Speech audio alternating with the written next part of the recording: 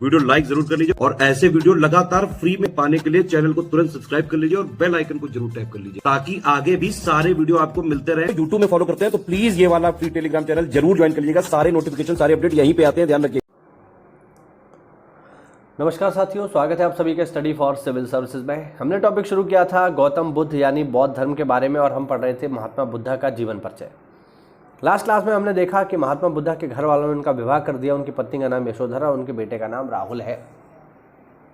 ये सारी चीज़ें उनके जीवन में चल रही हैं, लेकिन वो दुनिया को समझना चाहते हैं, इस संसार को समझना चाहते हैं। इसीलिए एक दिन इन सब चीज़ों के बीच में, जब वो अपने परिवार के साथ रह रहे हैं, इन सब चीज़ों के बीच में महात्मा बुद्धा एक दिन अपने चैरिटियर, जो उनका रथ चलाने वाला व्यक्ति है, जो उनका रथवान है, उसका नाम है चन्ना, या पाली साहित्यों में उसको, बहुत साहित्यों में उसे चड़क भी कहा गया है। उससे कहते हैं कि मुझे अपना शहर दिखा के लाओ, हमें अपना शहर देखना है। पहली बार जब वो शहर देखने जाते हैं तो उनके पिताजी को जब पता चलता है कि मेरा बेटा शहर देखने जाएगा, तो उनके पिताजी ने ऐसी व्यवस्था करवा दी शहर में कि पूरे शहर में ऐलान कर दिया गया कि हमारा बेटा युवराज शहर देखने आ रहा है। जितने भी बूढ़े टेढ़े लोग हैं सब अंदर हो जाएं, कोई भी दुखी व्यक्ति सड़क पर दिखाई नहीं देना चाहिए, क्योंकि वो नहीं चाहते थे उनका बेटा इस संसार का दुख देखे। इसीलिए पहली बार जब महात्मा बुद्धा इन सब चीज़ों को देखने निकलते हैं तो उन्हें चारों ओर एकदम जश्न का माहौल मिलता है, त्यौहार जैसी रौनक मिलती है। लोग नए नए कपड़े पहन के नाच गा रहे थे। वो बनावटीपन उन्हें समझ आता है। इसीलिए दूसरी बार अपने चैरिटियर चन्ना के साथ वो यात्रा पर निकलते हैं शहर की ओरिजिनल शहर देखने। और वहाँ पर उन्हें कुछ यात्रा के दौरान कुछ महत्वपूर्ण चीज़ें दिखाई देती हैं, जो मैं आपको बताता हूँ। सबसे पहले यात्रा में उन्हें दिखाई देता है एक वृद्ध व्यक्ति, एक बूढ़ा व्यक्ति। बूढ़े व्यक्ति को देख कर के युवराज पूछते हैं, चन्ना से सिद्धार्थ पूछते हैं कि ये कौन है। तो चन्ना कहता है, महाराज ये एक बूढ़ा व्यक्ति है, इसका जीवन अंतिम समय पे है और ये अपने जीवन की आयु को लगभग पूरा कर चुका है। उन्होंने चन्ना से पूछा, क्या हर व्यक्ति बूढ़ा होता है? तो चन्ना ने कहा, हाँ महाराज, हर व्यक्ति जो इस धरती पर आया है वो बूढ़ा होगा। उसके वृद्ध शरीर को देखकर, उसकी काया को देखकर उन्हें लगा कि वो व्यक्ति दुख में है। दूसरा दृश्य उन्होंने देखा, एक बीमार व्यक्ति। उन्होंने चन्ना से पूछा, ये कौन है? चन्ना ने कहा, महाराज ये एक बीमार व्यक्ति है जिसका शरीर विभिन्न रोगों से घिर चुका है, ये बीमार है और ये कष्ट में है। उन्होंने चन्ना से पूछा, क्या हर व्यक्ति बीमार होता है? उन्होंने कहा, हाँ महाराज, जीवन में कभी न कभी हर व्यक्ति बीमार होता है और उसे कष्टों का सामना करना पड़ता है। और चिंता में आगे सिद्धार्थ। तीसरा तो उन्होंने डायरेक्टली एक मृत व्यक्ति ही देख लिया, एक शव को ही देख लिया। उन्होंने कहा, ये लोग क्या कर रहे हैं, इस व्यक्ति को उठा के कहाँ ले जा रहे हैं?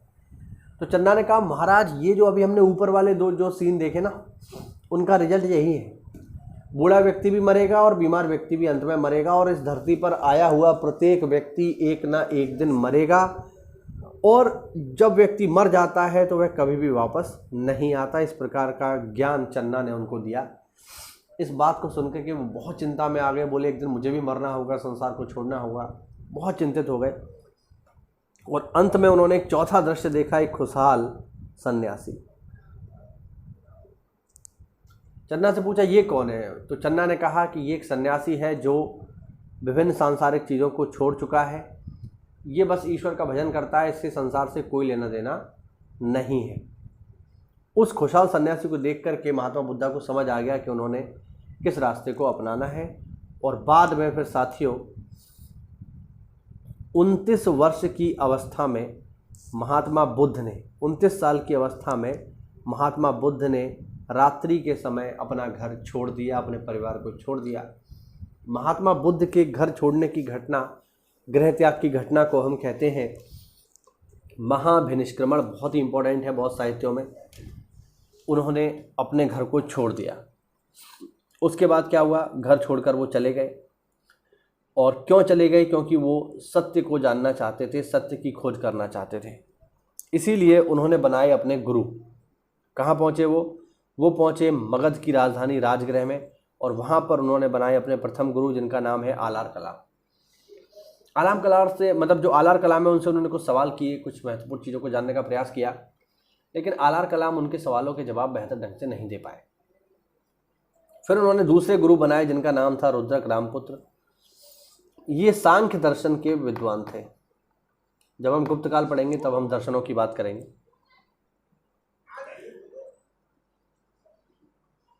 विद्वान थे। इनसे भी इन्होंने सवाल किए लेकिन उसका कोई सेटिस्फैक्टरी आंसर नहीं मिला और अंत में इन्होंने उनको भी छोड़ दिया।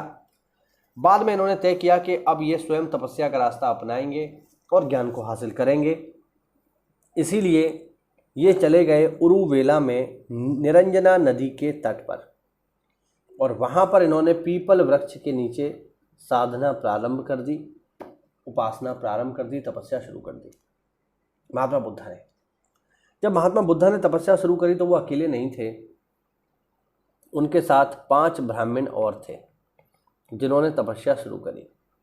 तो 5 ब्राह्मण और 6ठे महात्मा बुद्धा, ये 6 लोग निरंजना नदी के किनारे पीपल वृक्ष के नीचे बैठ के तपस्या करने लगे। जब तपस्या करने लगे, काफ़ी लंबी समय तक तपस्या चली स्टार्टिंग में, लेकिन उसका कोई हल नहीं निकला। उल्टा ये लोग बहुत ज़्यादा कमज़ोर हो गए क्योंकि खाने पीने की ऐसी कोई व्यवस्था नहीं थी। तो वहाँ पर एक महिला आई जिसका नाम था सुजाता। सुजाता नाम की महिला ने इन लोगों को देखा, विशेषकर महात्मा बुद्धा को देखा, और महात्मा बुद्धा को देखकर के उसे एहसास हुआ कि अगर इन लोगों को शीघ्र ही भोजन नहीं मिला तो इन लोगों की मृत्यु हो जाएगी। इसीलिए वो अपने घर जाती है और वहाँ से खीर बना करके लेकर आती है और उस खीर को महात्मा बुद्धा को ज़बरदस्ती खिला देती है। खीर खाने से महात्मा बुद्ध और इन 5 ब्राह्मणों की तपस्या भंग हो गई। खासकर ये 5 ब्राह्मण महात्मा बुद्धा से रुष्ट हो गए इस बात को लेकर के कि अच्छा हमारे साथ तपस्या कर रहे हो, खीर अकेले का अकेले खा रहे हो। इस बात से वो क्रोधित हो गए और यहाँ से वो उन्हें छोड़ करके चले गए, महात्मा बुद्धा को छोड़ करके चले गए। बोले तुम्हारे साथ हमारा कोई भविष्य नहीं है। कहाँ चले गए साथियों? तो वो लोग चले गए सारनाथ में।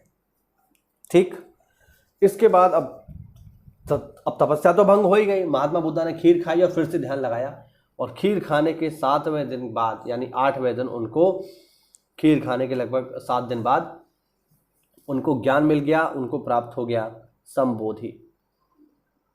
जब उनको संबोधि प्राप्त हो गया, ज्ञान प्राप्त हो गया, तो सिद्धार्थ हो गए महात्मा बुद्ध।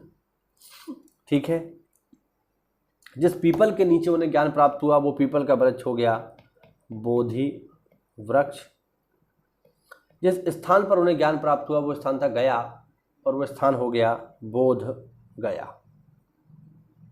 इस तरीके से सारी चीज़ें हुई, मिल गया और ज्ञान मिलने के बाद उन्होंने तय किया कि अब वह अपना ज्ञान लोगों को पहुंचाएंगे।